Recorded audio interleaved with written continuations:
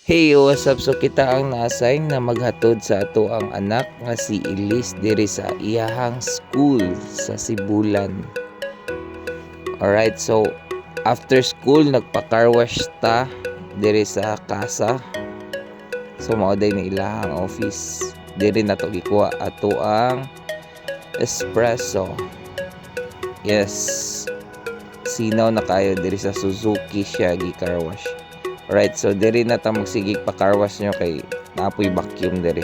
Then 120 ang bayad. And ana siya na ako'y ka-double dito. Then kita na to si Jipoy ka Valorant diri sa Party Network. Alright, so gigutom ta while waiting kaon sa taog puspas diri sa atbang.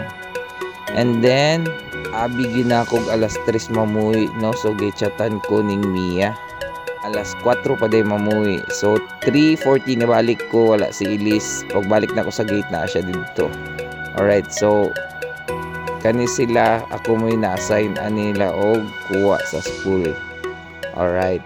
So routine yun nila no nga mo palit og mga toys after school.